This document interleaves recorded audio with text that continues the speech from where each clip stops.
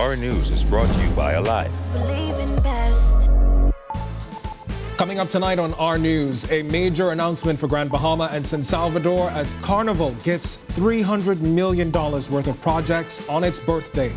Plus, Social Services Minister says marital rape legislation is on the way. And later, the Bahamas joins global observances of World Kidney Day.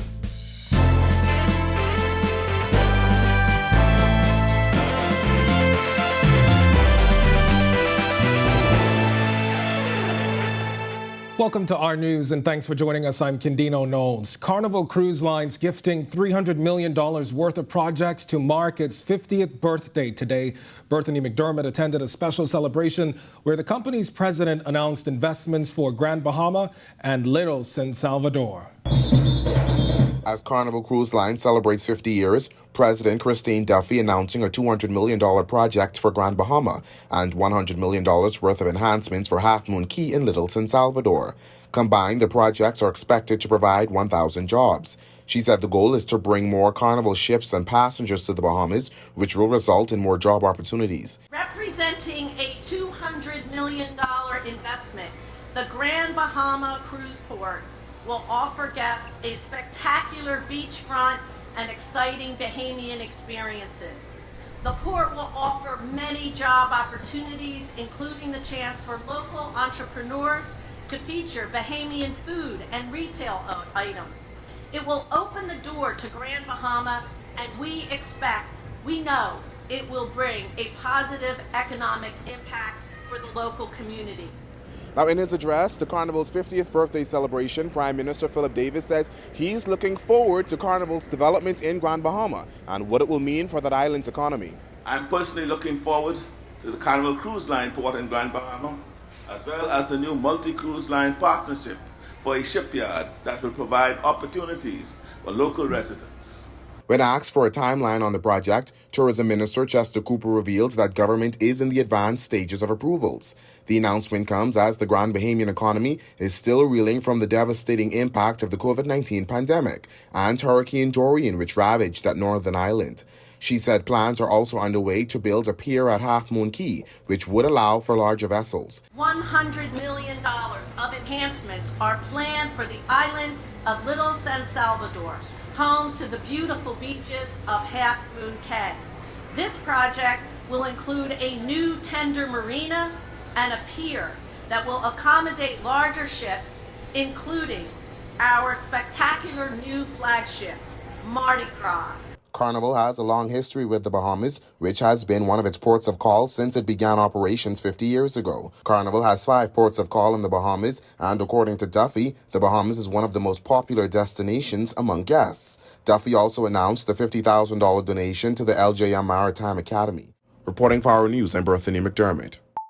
And Tourism Minister Chester Cooper says he's hopeful an announcement on Grand Lucayan will come next week. His comments follow statements by Royal Caribbean International President Michael Bailey, who said RCL did not participate in the request for a proposal for the resort on Grand Bahama. On Monday, Bailey revealed that RCL is, however, in discussions with government over future projects. I anticipate that by the 17th of March, when I speak at Bahamas Business Outlook, Grand Bahama Business Outlook, we will have an opportunity to make a further statement. As it stands, we do have several very credible offers, and that's all I can say today, subject to the confidentiality of the matter. Just last week, the tourism minister said the RFP process had ended, adding that several credible responses were received. The Davis administration canceled its agreement with RCL ITM for the sale of the beleaguered resort. Cooper saying the cancellation is costing taxpayers well in excess of $150 million. For the Grand Lucayan, no, but we're in other discussions with other future partners. We had a great ambition for Grand Lucayan, and then the pandemic hit, and of course things changed quite dramatically. We're still hopeful and committed to being part of a project in the long run for Freeport, obviously, and we're in discussions with the government. A multi-million-dollar investment is now open for business in Grand Bahama. Prime Minister Philip Davis officially opening the Elnet Maritime Agency today in what is seen as a major step in the rebound of that island's economy. Our Megan Shepard is in Grand Bahama tonight. It has been years in the making. The development and opening of the LNET Maritime Agency Center on Grand Bahama. It is a warehouse facility, training center for young people interested in the industry, and main operations center for the Maritime Agency. Prime Minister Philip Davis commending the agency's president and CEO Albert Hepburn for his commitment to seeing this project through despite many challenges and setbacks. Not many ventures have had to overcome the challenges presented by a Category 5 hurricane, a global pandemic, and a generational surge in inflation. In this context, your success is all the more remarkable. And I congratulate you on this exceptional achievement. In fact, your vision, ambition, and progress to date have already singled you out as among the best of us.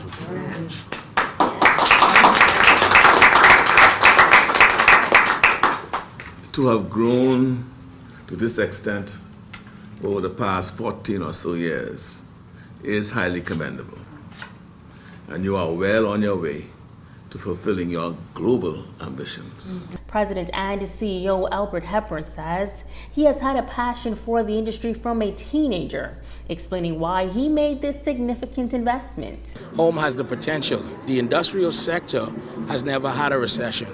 During the pandemic, the entire island was shut down, but we never stopped working. Just like every other business owner, I was in the initial stages, not knowing what the lockdowns would have entailed, was scrambling and looking for ways in which to find opportunities and to just make sure I could keep my staff employed and to just, keep going.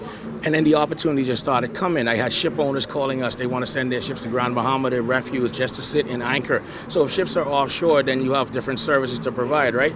Borco Terminal never stopped operating. Protocols were in place, and we just kept doing business. So this industry itself is almost recession-proof industry. Hepburn believes in the empowerment of Bahamians rather than relying heavily on foreign investors. However, he says that too can be a challenge. So as we grow and we evolve this company, one of my ultimate goals is to have a team of persons sitting in our office. And even if one ship doesn't call Freeport, we'll be facilitating ships in other parts of the world from our office, such as a hub agency. So these are opportunities that we can actually take advantage of. But we need the people in order to do so. One of my greatest challenges, and I will say this as a Bahamian businessman that love Bahamians, one of my greatest challenges in owning this business is the fact that sometimes you have to hire Bahamians, because if they come into your company and they don't see your goal and they don't see your vision, they don't act accordingly. And if they don't act accordingly when you're representing global clientele, unfortunately, you'll lose the business. Hepburn says the original budget for the 12,000 square foot center was set for $1.7 million, but inflation took the final price tag to $2.3 million. Reporting for Our News, I'm Megan Shepard. Cloudy conditions today. Greg is in the Weather Center with more in our first look. Good evening, Greg. Thanks, Gandina. Welcome, everybody, for our first look at weather, brought to you tonight by Ports International, trusted medical supplies for a better quality of life. Another warm evening setting up outside our studios. Temperatures in the upper 70s, 78 right now. Few clouds. Still a southeasterly wind flow bringing in those warm temperatures at 6 miles per hour and a very warm feels-like temperature of 82 degrees. Satellite view. Quiet across area once again. That ridge of high pressure remains in charge. Little in terms of any rainfall and cloud mass, but that high is going to continue to move out towards east. That's going to be paving the way for a frontal boundary now taking shape in the Gulf of Mexico. That should get here by the weekend. That's your first look at weather. Your extended forecast is still to come. Still to come on Our News, air traffic controllers say an aging workforce means more help is desperately needed. And NIB Managers Union firing back at a Minister of State. And later, it's World Kidney Day. A local nephrologist speaks. That's coming up when Our News returns.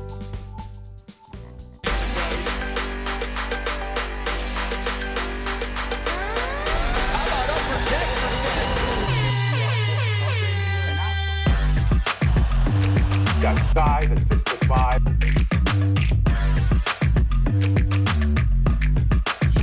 Hi, this is Salute.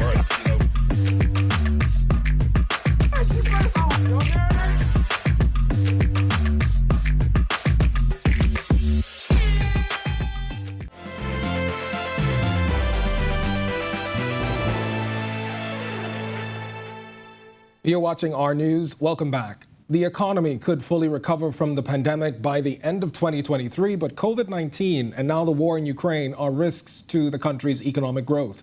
The news coming from Central Bank Governor John Roll, whose prediction about the economy's recovery is predicated on three factors: a restored tourism sector, continued momentum with foreign direct investment, and rebuilding from Hurricane Dorian.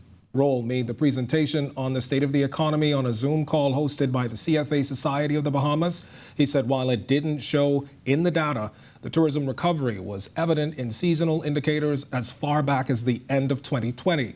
While cases are low and government restrictions are loosening, COVID-19 continues to concern economists. Roll pointed to suboptimal progress with vaccination efforts abroad and here at home. He says that could be a factor in potential further COVID waves. Rising inflation, which is exacerbated by the war in Ukraine, is also a cause for concern for economists. More than 40% of local air traffic controllers are currently eligible for retirement. It's why Bahamas Air Traffic Controllers Union President Hinsey McKenzie says more are desperately needed. McKenzie explains why the 80-plus staffers are not enough. I think you could double that amount will be ideal for air traffic control Nassau. Because right now you have people who need vacation, can't get vacation. People sick and so forth, all these have to fill in, supplement the amount of staff we needed. We have people who are getting ready to retire. 40%. So 40% of our staff, more than 40% of staff are eligible for retirement. So we have a depletion that's been there for years, and controllers are working up until age 65. McKenzie's comments come following a press conference this morning, hours after some outstanding issues were resolved. His call for more staff also comes as Lynden Pindling International Airport sees hundreds of flights a day. He says many airports across the country have also seen an increase in flights now as the tourism industry is once again booming post the onset of COVID-19. Air traffic plays a vital role in this economy. If we are upset, there will be no flying to the public. Everybody's grounded. There's no money flowing into the economy. We've been preaching this just to respect controllers. We've been working all through the pandemic with nobody having anything to say but the controllers. Yep. No thank you. Everybody was thanked from the Ministry of Health and everybody else. Yep. But aviation, no thank you. We've been working through the hurricane. Nobody appreciates what air traffic does. When we are struggling with staff, we had COVID, nobody knew about it. But we dealt with it and we worked through it. The Public Managers Union firing back at the Minister of State in the Office of the Prime Minister, Miles LaRota, over his claims that government has to balance workers' demands with the country's economic reality. Jasmine Brown reports tonight that the back and forth comes amid an ongoing impasse in negotiations between National Insurance Board and the union. LaRota's comments did not sit well with the Public Managers Union as the president insists they simply did not make sense. Please do not insult the staff of the National Insurance Board who's worked diligently to ensure that the public is provided the service. Never in the history has NIB been labeled as essential workers, as essential workers. During Hurricane Dorian, COVID, people have been working 92 hours at a time. On Monday, the PMU, which represents NIB employees, raised concerns over several outstanding issues. In particular, the union said a new industrial agreement has yet to be finalized 2 years after it expired. NIB has said the union's proposed salary increases and bonuses are a sticking point, with the board maintaining that bonus payments should be linked to NIB's performance. On Tuesday, LaRota told reporters that calls for changes to salaries ought to take into account that NIB has to be able to sustain itself. It's a narrative Cartwright Lewis says NIB workers are not buying. You're saying to the general staffing that we have no money. But at the same time, you would have hired an executive team, okay, that's referred to in Bahamian colloquial as a Gussie Main executive.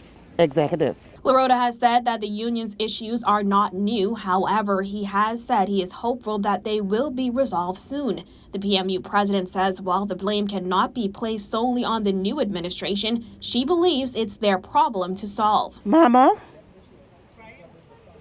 disabled workers, disabled members, community, it is not the Public Managers Union.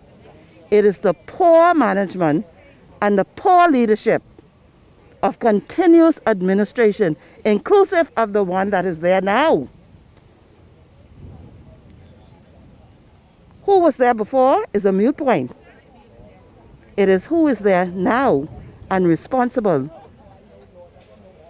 So do not continue to give the impression that it is the workers at NIB who's disenfranchising the country or the organization.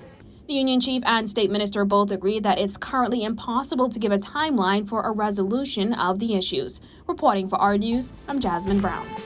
When our news comes back from the break, COVID-19 also affecting kidney patients. A local nephrologist speaks. And Marcellus Hall has the latest in sports. We've got the details when our news returns.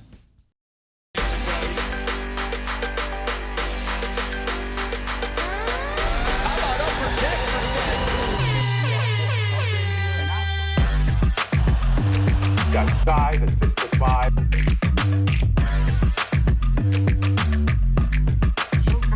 Hi, this is Shamik.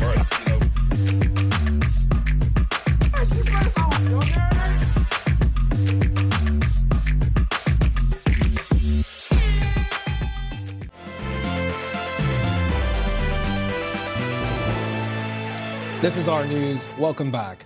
Amid the reignited discussion and debate about marital rape, the Social Services Minister says the issue may soon be resolved. Cale Campbell has this.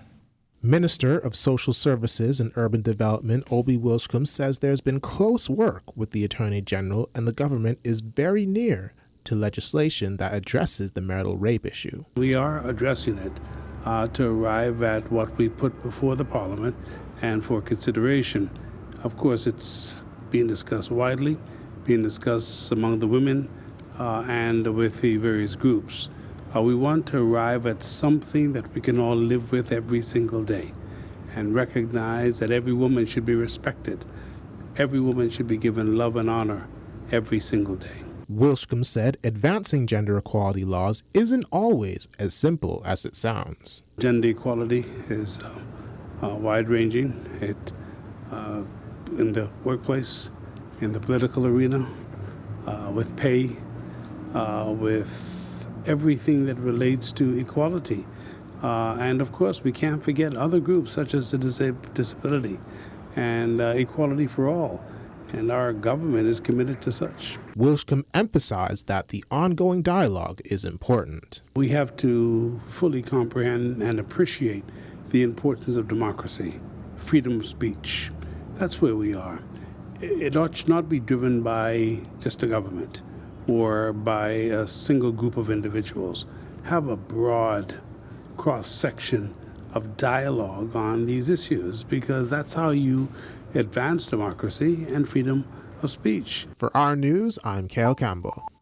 It's World Kidney Day, and the Bahamas joined the global observance to raise awareness of the importance of kidney functions. Our Sasha Lightbourne sat down with a leading nephrologist. Up against some more chronic diseases, it doesn't always get the prominence it should. But experts are hoping that this year's theme, Bridging the Knowledge Gap to Better Kidney Care, will bring even more awareness. As World Kidney Day is recognized, 25-year veteran nephrologist Dr. Ilse Grant says the Bahamas is doing comparatively better with overall kidney care. I think we've come a long way. In the 25 years I've been doing this, we've come a long way. Dialysis patients are living longer, and we are able to catch more people before they get to requiring dialysis. So we're doing better. But it's a very, very prevalent disease in this society because of the prevalence of the non-communicable diseases such as hypertension, diabetes, and obesity. Dr. Grant also shared with us how COVID has had an impact on kidney care. COVID as a virus has been detrimental to many organ systems, including the kidney. And so those who get fairly severe COVID infections have had kidney involvement. Some have required dialysis. And recently, I've been taking care of some patients who had COVID, who were on dialysis, and who had some repair or recovery of their kidney function are now off dialysis. So COVID-19 is a virus that affects many organ systems, including the kidney. Kidney failure affects everyone, from the pediatrics right up to the geriatrics. Dr. Grant says women are definitely more forthcoming for care than men, but there are steps to reduce risk at every stage. Kidney health starts with overall health.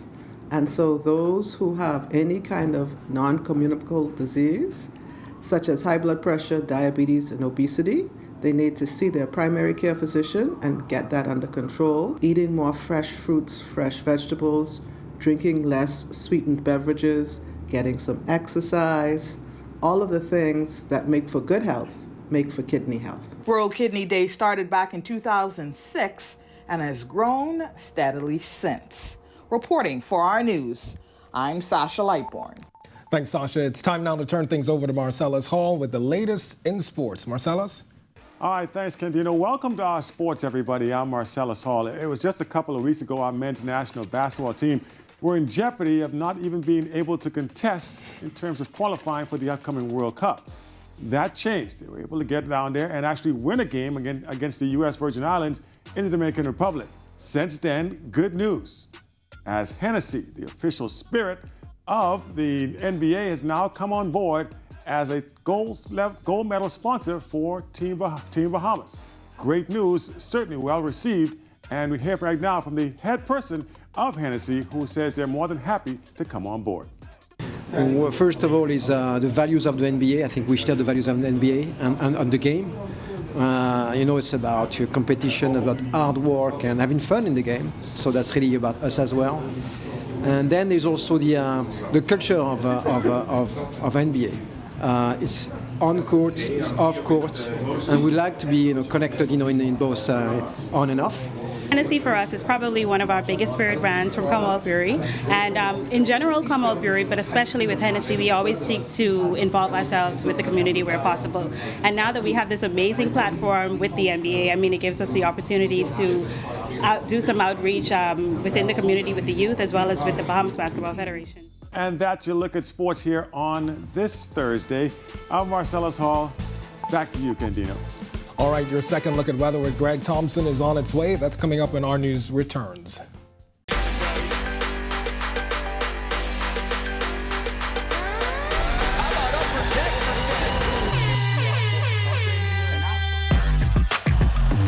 Got size at 6'5".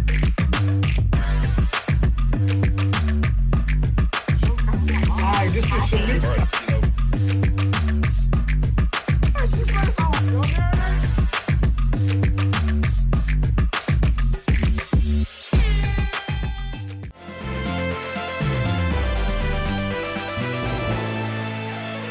Welcome back to our news. We've still got that steady breeze outside. It's time now for your second look at weather with Greg Thompson. Greg? Thanks again, Kendina. Welcome back, everybody, for our second look at weather. Ridge of high pressure across the islands continuing to push out towards the east. That's in advance of a frontal boundary that's now taking shape across central and south Florida. That frontal boundary will stay to the north of the Bahamas through tomorrow, but we expect a low pressure system to develop in the Gulf of Mexico. That should move over by Saturday into Sunday, and in turn that will drag a frontal boundary across the Bahamas by that time frame. Some showers and some thunderstorms expected in that as that continues to push towards the east. Behind that, high pressure and a nice change in the air mass will be invading our islands for the beginning of next week. Cooler temperatures and breezy conditions expected by early next week. Boating forecast for the northwest Bahamas tonight through tomorrow. Caution flag posted for you guys out there. East to south winds at 15 knots. Seas 3 to 5 feet over the ocean. Your low tide will be at 7:34 tonight. For the central and southeastern islands, an east to southeasterly flow continuing at 15 to 20 knots. Seas very choppy, 4 to 7 feet over open waters. Here's a look now at your family island temperatures.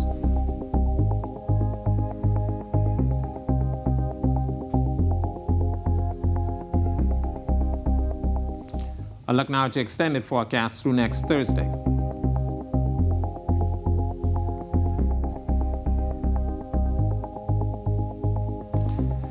That's a look at our weather. Changes in the forecast for Saturday and time changes till Sunday. Back to you, Kendino.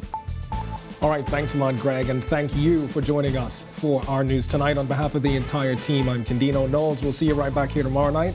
Have a great evening.